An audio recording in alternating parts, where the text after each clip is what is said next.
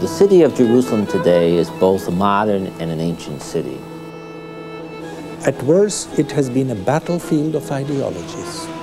At best, it has been a monument to ecumenism. Israel's capital, Jerusalem, is shared as a sacred home by three religions. Within 1 square mile of this walled city rests historic and emotional significance for Judaism, Christianity, and Islam. From the very beginning of Jewish history, when Abraham left his birthplace in what is now Iraq and was commanded by God to go to the land which I will show you, and there you will raise up a great nation and live there and dwell there. It was the land of Israel that he was promised.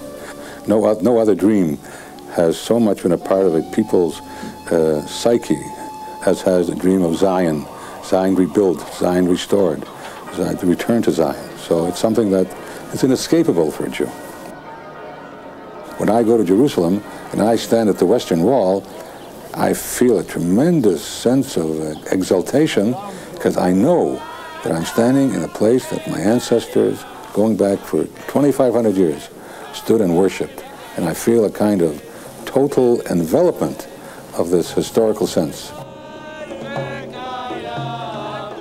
The land of Israel, especially the ancient Israel, is important to Christians because of the direct association with the life of Christ and the principal events of Christ's life, especially the end part, his suffering, his death, his resurrection, are all connected with particular sites still existing in the Holy Land. And of course, the Church of the Holy Sepulchre, which is the place where Jesus is believed to have been buried, is considered by many Christians, I suppose, the most sacred of the shrines in and around Jerusalem. The city, of course, the Old City, is a very intricate web of narrow streets, and eventually you come upon this large opening. And the great open space is precisely where the Temple Mount, the Wailing Wall, and the mosques come together.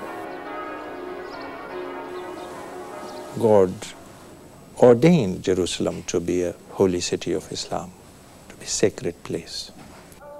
Prophet Muhammad ascended from Jerusalem to heaven.